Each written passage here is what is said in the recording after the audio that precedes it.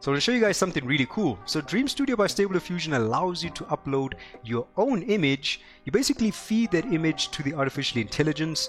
You type in a particular style that you want as a prompt and you click on Dream, and then in the background what the AI is basically doing is it's applying that style by referencing your image to create the final generated imagery. This essentially means that you can art direct your own images by using different poses. So in this case, you can see I used this pose with my arms crossed, but I tried a variety of different prompts to generate different styles, but it still used my pose as reference to create the final image, which is really cool. So I think this is actually mind-blowing technology. I also did this with some other poses which are a little bit more extreme, and this is where I started noticing some limitations, especially with anatomy, especially the fingers can be a huge issue. So sometimes AI can't interpret fingers or toes that well, so just be mindful of that. You might get some wonky end results, but it's still cool that I could try, a little bit more extreme poses, and I would still get some rather interesting results in various different styles, as you can see. And I just want to highlight this over here. The AI can also interpret different accessories that you're wearing. In this case, the AI understands that I'm wearing glasses and I'm wearing a hat, and it references and uses that to generate the final imagery. So that is super cool.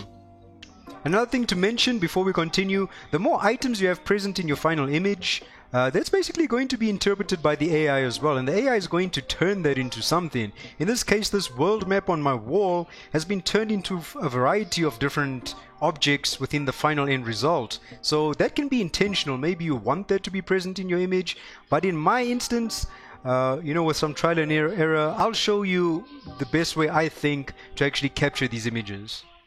So here's some of my personal best practices, but again, this is AI. You can break the rules, experiment, but this is what worked for me. So you can see all of the images that I have over here are in a square format, and this was basically taken in a 1:1 aspect ratio with my phone.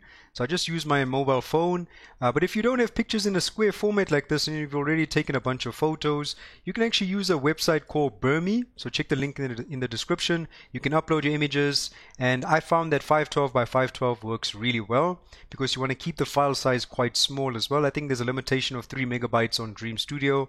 So just upload your images over here and then save it as a zip file. When you're taking your images, well, this is going to be common sense. Make sure that it's in focus. You don't want any blurry images. Also, try not to have very harsh shadows within your images. You can see over here I've taken this against a blank background. There is a little bit of shadow visible on my images, but nothing very, very harsh.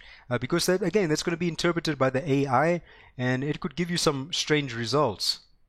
So I found that taking images against a completely blank background works really well. It gives you that illustrative end result because the AI is not having to focus on anything else within the scene. So that's why I've taken a bunch of them just against a blank background, and I've cropped it basically by my torso because I was trying to create some more portrait imagery. But again, experiment. It's up to you what you want to end up doing. But I found that this worked pretty well for me. I also noticed that more subtle poses work a lot better. If you start showcasing, very extreme poses, stuff like this doesn't work that well. I tried it. It's just the AI still has a little bit of a difficult time trying to understand what this pose is. And like I mentioned earlier with the fingers as well, there can be some issues. So keep it simple, maybe something like a portrait or a side profile, 3/4 profile. But you can experiment as well and see what end results you get because we are playing with AI and we can generate an infinite amount of end results. So you can keep pressing dream, dream, dream until you get something you like. And then the last tip would be experiment with the items of clothing that you're wearing because the AI is actually going to analyze the color of your clothing and the type of clothing you're wearing as well, which actually blows my mind. In this case over here, you can see I was wearing a bomber jacket, and when I generated this imagery with Tupac as well is wearing a bomber jacket, and the logos are being referenced as well, and it's utilizing that to create the final imagery. And again, with whatever t-shirts you're wearing, if you have a logo on there, the AI is also going to generate its own version of that logo. So experiment with your clothing, maybe keep it simple or wear something flashy. It's up to you. The AI is going to try its best to interpret the color and the style of clothing you're wearing as well. Okay, so now you've taken your photos and it's time to actually create something. So check the link in the description and head on over to Dream Studio. So this is running in the browser, which I think is really cool. So this means anyone can do this because you don't need an expensive and powerful GPU. Everything's being handled on the server and in the cloud, and it's using the processing power somewhere else, which is fantastic. So this is Dream Studio. You can see we've got this really beautiful looking UI, because if you're using artificial intelligence, a lot of it looks really ugly and you're dealing with a whole bunch of code. So we have this really simplified UI. It's also lightning fast. It is free. So you'll see when you go to the website, you have to sign in, and they will give you, I think, 200 credits for free. And then after that, you will have to purchase some additional credits. So you'd click on your icon over here, you'd go to membership, and you can purchase some additional credits. It's super cheap. I think like $10 just gives you 1,000 generations, which means I can press Dream 1,000 times. And yeah, I think the fact that they give you 200 for free is quite generous. So play around with this, experiment, and you can see the UI is simple. And let me show you how to actually use this. So before we even get into, uploading our own image, immediately you can see at the bottom over here, this is the prompt area, and they already put in a prompt for us to generate. So you can type in anything over here. I can type in a picture of SpongeBob riding a dinosaur on top of a ice cream cone. Okay. I can type something ridiculous in there and then click on Dream, and it's going to generate an image for us. So just straight out of the gate, this is how you would generate an image from a prompt. So let's see what it gives us. There we go. So we've got SpongeBob, who basically looks like he is a dinosaur. He's holding an ice cream cone, and this image is probably going to haunt me for the rest of my life. But there we go. That's how you just quickly generate any image without using your own. So also pay attention to the top right. This shows you how many credits are going to be used every time you click on Dream.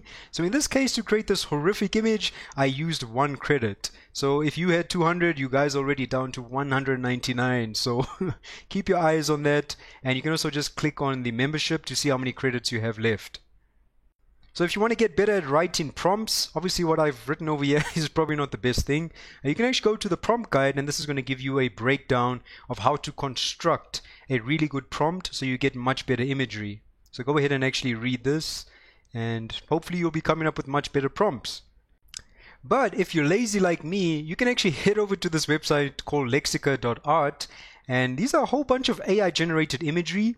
So you can look for maybe a style that you really like over here. You can click on that image and you can see the entire prompt. Then you can just copy the entire prompt, go back to Dream Studio. So I can go back to Dream and just right click and paste that in here and click on Dream, and it's going to give me something similar to what I'm seeing over here. So this is a great way to find other styles that have already been created and then maybe utilize that with the image that we're basically going to feed to the AI. Or if you're looking for a particular style, just go to search and type in oil painting. Let's say oil painting, click on search, and then it's going to search for everything related to oil painting. Then you can click on that image, find the prompt, copy it, head back to Dream Studio. Wabam, work smart, not hard. Okay, so let's finally upload our image. Alright, so just click on Dream Studio, so it takes you back to the home page like this. Now here on the right hand side, scroll down to the bottom, click on Show Editor, and over here you can see it says Upload an image to start. So I'm going to click on Upload Image, and I'm going to use the one that you see in the thumbnail, which is me with my arms crossed. Right, so this is what I'll be using for the rest of this video. Right, so there are still some features and sliders over here that I don't understand completely, and that's why I still need to experiment, but I can just show you how this works basically. So on the right hand side, we've got some more sliders. I mean, this is self-explanatory. We can adjust the width and the height of the final output image. Now this CFG scale and steps, this is a way to control the amount of detail that's going to be present on our image, but it's also a way to control how much of the style from the prompt is going to be present on our final end result and how much is actually going to be present of the original image. So the lower this number is, the more it's going to represent what we see in the original image, and the higher this is, the more it's going to respect the actual prompt. So by default it's on 7. That's a good starting point, but I personally always go to about let's say 12 or 13, because I like to blend in that prompt a lot more with my original image. And then with the steps over here, 50 is okay. This is also, I think, related to processing power. So as you increase the steps, it uses more processing power, but you're also using a little bit more credit. So I tend to put this on 80. You can leave it on 50 for the first time. You can also choose how many images you want to generate. I always just do one, because obviously the more images you generate at once, it's going to be using more credits, because again, this is how much is being used for one image. So I always just leave it on one until I find a style that I like. So I'm going to go ahead and input a prompt over here that I found on Lexica, which was for some Overwatch art. You can find the prompt in the description as well. So I'll just paste it in here. And then let's see. So I'm going to put my values over here. I'm actually going to leave this on 7 and leave this at 50 just for the purpose of this tutorial. So default values, and then I'm going to go ahead and click on Dream. So now it should apply the style onto our image. Okay, so there we go. There's the first image that's been generated. Now obviously this one looks a lot more abstract than what I wanted, but you can still see it's respecting the pose from the actual reference image, which is super cool. But now in this case, maybe I want to increase the CFG scale a little bit more, so it's respecting the prompt a little bit more. We can still leave the steps on 50, and I'll click on Dream again. And one more thing, if you guys get a blurry image, it just basically means that your prompt does not respect the terms of service, it does not use a credit, and all you have to do is just click on Dream again. So now I'm going to click on Dream one more time. I'm still not happy with that particular style, and this is where you need to go through trial and error. So keep pressing this until you find a style that you actually like. So maybe in this case, let's say I really like this style, and this is where we're going to have the power of the seed. So with the seed, if I like this style, I can actually lock the seed in place, and now I can play around with some other scale and some other values over here, right? So it's going to whenever I generate a new prompt, it's going to respect the style that's been generated, but it's going to give me a variation. So in this case, maybe I can go to 13, because I can see that I've got crazy fingers over here. Click on Dream, and let's see what a variation looks like by referencing this style that's been generated. Okay, so I've got a blurry image. Let's click on Dream again. Like I mentioned, whenever you see blurry, just click on Dream until you get something to show up. So a lot of trial and error, and just clicking on Dream until you find something that you are happy with. So maybe 13 is not working. Let's go up to 17. This is going to be a lot closer to the overall prompt over here. Alright, so there we go. Now you can see it still respected the original armor, and it's given me a different result. But I can also come back to the prompt over here and add something in. So instead of just character portrait, let's say male character portrait, and I'll say blue armor concept art. So now I can continue adjusting the prompt and refining it until I find something I really like by utilizing that seed. See, now it added in some elements of blue armor in there. And this is how you use your image as reference. So you can use that pose, and you can generate some new AI imagery. You can lock the seed in place and then further refine it. It's super amazing technology, and I'm so happy that this exists. Right, so I'm just going to keep dreaming until I find something I like. And just one more tip, if this progression slider gets stuck on 100, you just need to right click and reload the page, and then just try again. So there we go. It really is as simple as that. You can see it's referencing my pose from my image and then generating a style with the prompt. Amazing technology. AI really is changing the way we create images. It can also be very controversial, right? Because this is just a bunch of styles that are being meshed together. But I think it's cool just to play around with, right? For ideation or to see what ideas you can come up with. Now, just to show you the CFG scale, if I bring this all the way down to 2, it's going to try and respect the original image, but it's not going to be as detailed as what we see in this prompt. So this is why it's important to experiment. So you can see this is closer to my original image over here. So play around with it and see what you guys come up with. Also, another thing to mention, whenever you click on some of these other settings over here, even if you go back to membership and you come back to Dream Studio, sometimes it actually removes your image. So pay attention to that as well, and make sure you still have your image located over here. Okay, so I want to show you guys one more really cool feature, which is the in-painting feature in Dream Studio. So if we go ahead and we upload another image, right, this time I'm going to use this picture of myself. So now we've got some additional buttons over here. So the first one is the move. So this one allows you to move your image around, and you can also scale it, right? So it's another way to just crop your image. But this one's really important, this brush. So wherever we start painting on our image is where our prompt is going to be applied. Now you can see over here we can adjust the brush size, the brush blur. By default it's on 20, and I think that's good. You definitely want some smoothness, you can see, to the edges of the brush. Otherwise you have this really hard transition like this.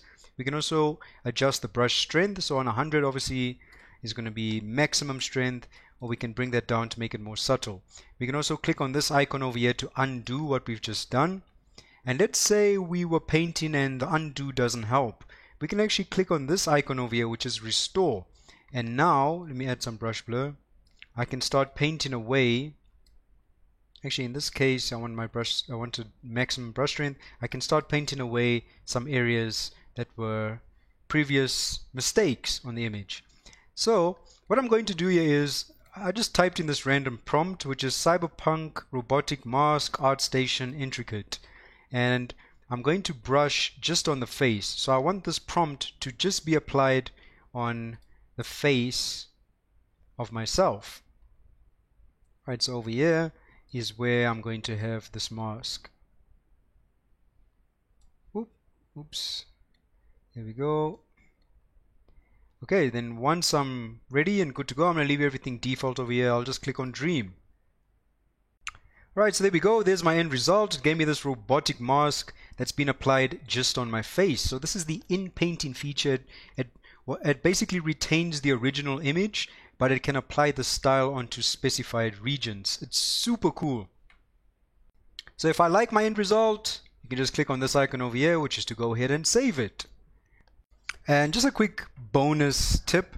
If you generated something and you wanted to remove, maybe the background from the image, like you just want a PNG, in this case like with this GTA character, just head on over to this link. It's in the description. It's Arc by Tencent, and it's called Human Matting. So it basically automatically removes the background for you using artificial intelligence. So it's AI working with AI. You can see over here with this particular image, maybe I don't want the background, and there we go, it's been removed. That's simple, and I can go ahead and download it. Okay, so that's going to be the end of this video. I think this is really fun just to play around with. I think it's cool for ideation, and the fact that we can feed it an image like this with a particular pose, and it's going to give us, variations and different styles while referencing that pose is mind-blowingly awesome. And I just had to share this with you guys. So you can see here's some more Overwatch characters. I wanted to do one with my dog as well. This is my Jack Russell Chico. But you can see the AI actually struggles with pets because the output over here looks quite terrifying. But it was cool just to mess around with. And then some more variations of the Overwatch character with this pose. And then over here as well. So let me know what you guys think down in the comments below. Did this video help you? I hope you enjoying this. I think AI is quite cool. Of course, it can be controversial concerning copyright and mixing a whole bunch of styles together. But I think it's fun just to play around with to see what you can come up with. But yeah, let me know what you guys think. You guys are super awesome. Stay tuned for some more videos and tutorials. And goodbye.